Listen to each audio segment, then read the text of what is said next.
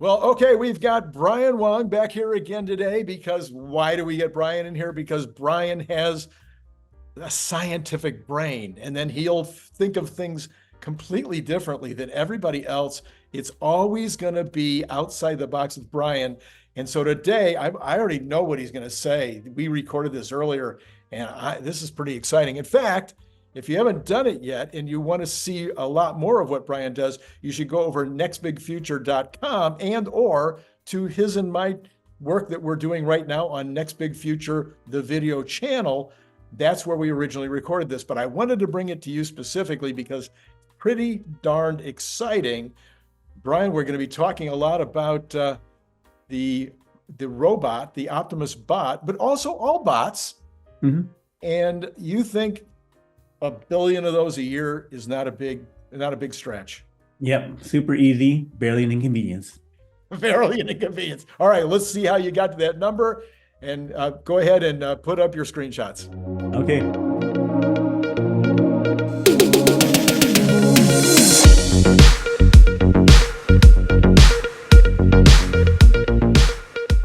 Figure AI is a company that's gotten $70 million, and they're making humanoid bot. You can see that in the CEO, Brett Adcock, and then his figure robot is to the left of him. And so they got a deal with BMW to put some of their humanoid bots into BMW factories over the next 12 to 24 months. Probably at a small scale, a few dozen bots maybe, but they're going to do that, get them in there this year, maybe toward the end of this year, and then, see how well they can do working their processes in. Yeah, and I would say that this Brett Atkins impresses me. Yeah, Brett Adcock. Yeah, Brett Adcock, rather. He impresses me. He doesn't impress me enough to know his name, but but he's really smart. He's really clear. So for those of you who want more information on this, totally encourage you to check out some of the videos that are out there where Brett is explaining what he's doing, how he's doing it, how things are moving along for his company. Mm-hmm. So this is a table from CERN Basher. So he's in the Tesla community, does financial corporate modeling, and then he looked at the Tesla bot for the factory. So we're taking what the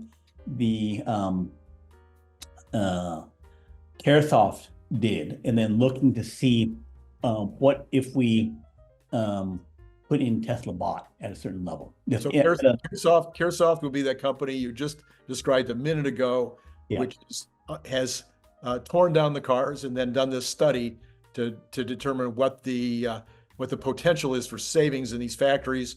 And now you're saying this guy has gone the next step. Right. So some different assumptions in what they're doing. Like he's talking about 20,000 people in the factory. He talked about their salary rates and then saying, okay, $1.7 billion there. And then what if we could expand and double with Tesla bot?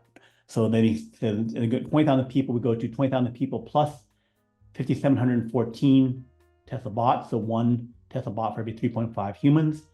And that added cost would be $200 million.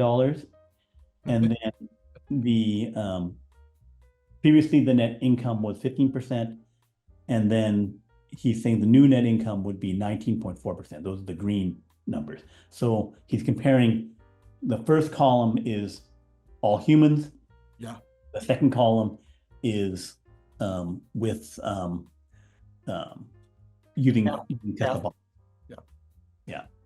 So it's and then of course you don't have to stop at the 5,700 Tesla bot. You could go to a higher number, but this is just a first pass looking at how that would give you 4.4% more margin. And it also doesn't consider that maybe I could increase in production even more or things like that, just the first pass. Right. So there were some tweets from some people discussing 1 billion Tesla bots, and been videos about that, and Elon saying, yeah, 1 billion Tesla bots by 2040 could be possible. So we're going to take a deeper look into that with my own analysis of the 1 billion Tesla bots by 2040. Okay. So we look at the H100s again, because we were talking about the 3 to 8 teraflops. The PowerEdge 2U server reactor, server costs $30,000 some dollars, right? And it goes up from there. The starting price, $30,000 some dollars for this thing. And if it's using the Intel chips and other things like that, you may only have like 100 teraflops of compute. You have to get, but it could get, you could pop in a GPU, in which case it would get to 3 to 8 petaflops of power for that price. But if we have a Tesla bot, it has 3 kilowatts of power. So then it could have a chip that's using 300 watts, 400 watts, which happens to be how much power some versions of the H100 draw. I see. Draw 300 watts versus my laptop probably only draws 20 or 30 watts. And then my cell phone is probably around 3 to 5 watts. So having more battery means they get more compute. So a laptop tops out at 20 teraflops and let get a GPU in there. And then your battery life, if you had a GPU sucking at 300 watts, would go down to like less than an hour, right? While I could run a Tesla bot with 3,000 watts of power for 100 hours if it wasn't moving around. Right. And it can also, this is a small cup with a Amazon planned satellite dish, a tiny version, and the new Starlink Mini that would have a comparable size satellite dish to receive information. So you get 100 megabits per second in. But the 100 megabits per second, I can get 100 megabits per second in the city. If I'm connected right now, I can get 100 megabits, maybe get gigabit per second. But over half the world, like if I go to parts of Tahoe, if I go to, some redwood forest, something like that, I got no connection. The dead zones all over the place. Right. If I drive into the rural countryside, I got nothing. Right? Here, it can be with a Tesla bot with this thing, I could have that connection. So then the Starlink Mini maybe only use 30 watts instead of 25 watts. So now 30 watts for that, 300 watts for the chip, or maybe just like more powerful chip. I can keep that 2 to 4 days of operation. I see. Thing with a connection anywhere. You have 15 teraflops for an Apple M3 chip in a laptop. Again, it needs 20 to 21 watts of full load. It has a 100 watt hour battery, right? So then if I'm sucking constantly, running my M3 chip, I can go for about 5 hours before I burn it up. Of course, I'm normally not going to be having it running compute all the time. Sure. But still, you have so 30 times less power. So 8 petaflops for my H100, 300 to 700 watts, my 3 kilowatt hours, I can run for a couple of days, even 4 days if I can manage my power. Wow. So then the weight, if I have an 80-pound bot, 20 pounds of it for monitor, like I have a monitor in the chest. I have my Starlink Mini in the back, 200 to 400 times the compute of a MacBook Pro. So, and it's walking around. So it's all, I can't carry my 2U server that costs $30,000 and I got to plug it in, right? Now, my equivalent of a 2U server, which weighs 80 pounds, is walking around with me. So it goes to that it would be the gadget Sherpa, right?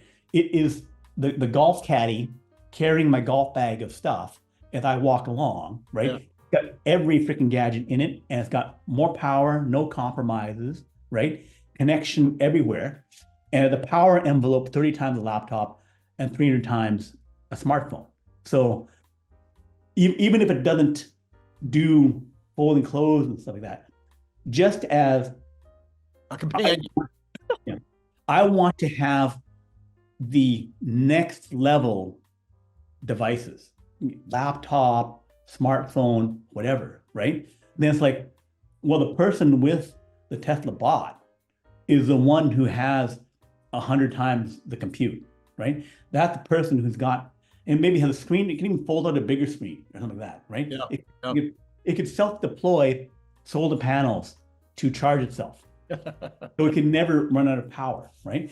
And it's 100 megabits per second everywhere. Oh, I'm camping and you can't connect. Oh, I'm dead zone. No, yeah, let me talk to, my C3PO to give me all the connection stuff. So you're never then disconnected from civilization because you'll have this constant power. So I can see the day coming. The day is definitely coming, Brian, when having a Tesla bot will not be a privilege. It will be a requirement. The government will provide these for people that can't afford them. Right. And then if we start off at 20,000, 40,000 bucks, if we're saying, okay, by 2040, yeah, if I started at $20,000, yeah, what's the price in 2040 for the 2025 model? Maybe a couple of grand, right? A couple of grand, right? At that point, why would you ever own a $1,500? Yeah. Right? It's like, of course, I'm going to go for the big one, and then laptops. So then, also for use cases. So one, before I go back off that, there are, I think, 400 million laptop sales, right? There's 11 million server sales per year, right? But the demand for servers is going to increase, right? Yeah. So this will be that next category of product, even without all the capability of the fact that it can actually fold your laundry, grow your food, do all that kind of stuff in the factory, right? That will be extra. Just only looking at it in terms of like, I want the best gadget phone. Right. How much am I willing to pay for that thing? And then this becomes that thing with it's like the iPhone replaced cameras. It replaced so many things. So many things, right? Flat lights and right. So how many things will just on the gadget side?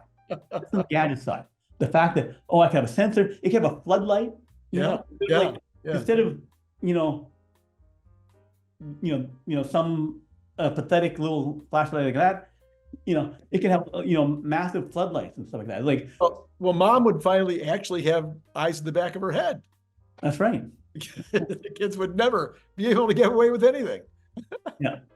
And then let's talk about the using it for, cleaning around the house and doing that kind of thing. So let's analyze that. So domestic health in Asia, 15 to 20% of households, like in Hong Kong, Singapore, those places, they'll have someone working in their home as like a, live in or live out maid. Right. For about $700 a month. So because it's that lower price, then 15, 20% of households do it. Yeah. Right? Here, we're looking at cleaner, the professional cleaner. If you had them on more like closer to full time, would be at $4,000 a month or more, 3%. And typically people have them in by the hour, right? Okay, come in for 4 hours every week or two, help clean the house. And then people pay $500 to $1,500 for a Roomba, which is only doing surface cleaning on a flat floor for some areas, right? And then going on doing it. Maybe if I have a bigger house, I may have more than one to do the zones. So clearly, if we can get the Tesla bot to $4,000 per month, and it's as good as addressing help, then you can look at 3% adoption rate, right? And if you're looking at $700 per month, then 20% adoption rate is not out of the question. And you have none of the downsides of like, maybe the worker has certain issues and problems, all that kind of stuff. Sure. And then if I'm replacing multiple Roomba-like devices, one for making my dishwasher automatic, one for doing the vacuuming, I can take a regular $100 vacuum and then it would then operate it because it is a humanoid form. Right. So power tools. I have a bunch of power tools in the garage. It can use the power tools. I don't have an automated power tool, custom Roomba power tool, which doesn't exist. It can use my tools. Yeah. and do work. Yeah, and then you save the cost of your security services too, because you just have a little picture of Optimus outside where you used to have a picture of your dog. Right. Right. Because I'm a lot more worried about that robot than I am about your dog. So this is a existing robot that's for sale, Relay Robotics. Okay. They have the Relay 2. It's in hotels and hospitals. This is many competitors. No one has a dominant market share in this thing. And they've been around for decades in some form or another. So this thing, the top half of it, when you open it up, is kind of like one of those automatic kitchen trash cans. So you can pop it open and then you can stick in a package or stick in whatever, and then it'll roll around and deliver it, right? So like the hotel can do it and say, okay, instead of sending a person up to room 507, they send this thing to deliver something up there. So it saves a person's wage, and that's $2,000 per month, $75,000 for 3 years for this thing. So for a far more limited capability. That's fascinating, Brian. So, and that's basically it. So basically then it justifies and then there's been analysis by other people that for the capabilities that people have already seen it do. Already seen it, do stuff in the warehouse, already seen it in the supply chain, already did, do some other tasks. Saying, okay, I've already seen it do it, and I know there's a shortage of labor for that job category, that task category. Then you can get to justifying 1.5 million. And if you say, okay, $2,000 per month, people are already paying for that on a small scale for this thing. If I drop the price to $1,000 a month and then do 5 or 10 other things, then the use case, the value, the profitability becomes that no-brainer thing. So then going to that billion use cases, because it's 20% of households doing domestic help, that would be, like 25 million in the United States. It would be, 250 million or 500 million around the world. If that use case is later, the factory stuff, nearly 500 million jobs doing factory, probably 300 million doing various aspects of supply chain, 500 million doing various supply chain. So easily you get to that billion number. Oh yeah. You've probably heard me say it. I, of course, was a manufacturer for 30 years, plastics manufacturing. And the first time that I saw the bot actually, doing anything, dancing, walking around, I could already see opportunities in my old factory of where I could have used the bot 3 shifts a week. I would have been more than happy to pay $5,000, $10,000 a month for that bot to replace those factory workers, because we're not talking about anything other than in a plastics manufacturing facility. A lot of times all you're doing is picking up the product after it has been released from a mold. You're picking the product up and you're putting it into another kind of in my case, it might have been a trimmer, and it trims off the excess. And then it falls into another box, and then somebody picks up that box and takes it for finishing. So those kinds of things are really super simple. And there are literally, I looked it up the other day, there are 100,000 machine operators in the United States that operate some kind of extrusion, injection, or blow molding. And that's just the operators. That doesn't count the upstream or the downstream. So you're probably looking at something on the order of 300,000 people just in those 3 categories. And it just goes on and on from there. Super simple tasks that the bot that we're looking at right now could handle, in my opinion. I could be completely wrong, but it looks to me like it could handle it right now. And the other thing is that when you start off, getting to $1 billion, when you start off at $20,000 a month, there are still probably 1 million sales right there. Probably. Even though at that high level, because of some high risk thing, something, right? Drop it down to, like we talked about, that $4,000, the $4,000, $5,000 per month level, right? It's, 3% of domestic help things, but it's still it's that 10 million in the United States, 100 million globally, 50 million globally kind of number, right? You drop it down to $1,000 a month, Then it becomes. and then you're at that billion plus, and you can go down further from there. If it gets to that 2,000, and the other analyst says there's no way they sell it straight up in the early phases. If everyone's going to come, the other bots are coming out per month. Everyone's coming out with the per month thing, and then when they drop it to like $500 per month or whatever, $200 per month, it will be like this, that service charge of, I need to get that utility. I need to have electricity coming into my house. I need to have that. I must pay, $100 per month for electricity, and then I need to have my bot. I'm going to pay $200 per month or whatever on it, and because it will make money for you. So if I have it run my greenhouse, right? I say, well, go build my greenhouse, and now go run my greenhouse. Right. Then, $5,000, $10,000 per year from not having to shop. Right. Because and there's no question. I don't have a green thumb. It will automatically keep that working. Well, this is my favorite subject, Brian, is all this robotic stuff. It is going to be, it's the future for sure. And it is no investment advice on this channel, but investing in the only company that is publicly traded that is actually probably this year going to be manufacturing robots. I don't know, who would that be? Somebody that makes electric cars. I'm not sure what that company is. Yeah. Brian, this has been delightful and fun as always. For those of you out there who this is your first time, please hit subscribe if you haven't already done that. Hit like for sure.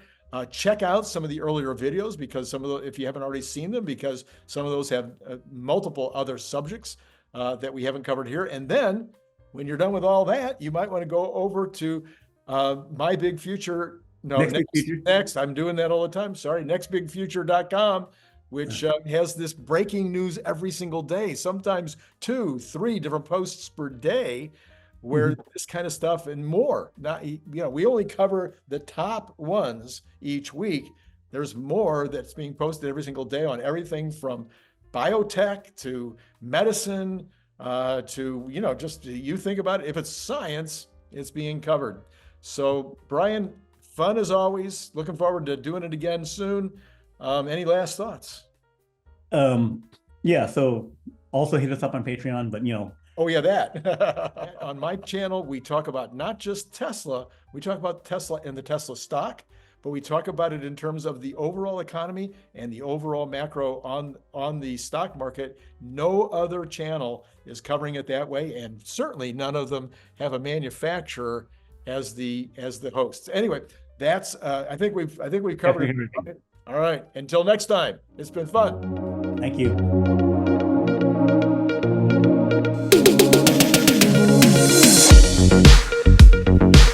If you happen to be a big fan of the Cybertruck, you might also be interested in this super fun Cybertruck refrigerator magnet and bottle opener. It is made out of super thick stainless steel, just like the Cybertruck, and it has this giant magnet on the back, so it's going to hold a lot of stuff on your refrigerator. It's an amazing gift, and it comes in that great gift box that you saw before that uses a magnet opener, just almost like an Apple box, like when you get Apple products. You can buy it on Amazon for $29.95, or you can buy it direct from me by sending $25 to paypal.me/Randy Kirk, all in lowercase letters. Please indicate whether you want the stainless steel look, or maybe you'd like to have this very clever camo version. And then if you're not in the US, please add $20 for freight. If you'd like more than one, please check the information below to get pricing, as well as all that information I just told you will be repeated in the information below. So once again, think about joining the channel, getting the up-to-date Tesla news every single day. I think you'll be glad you did.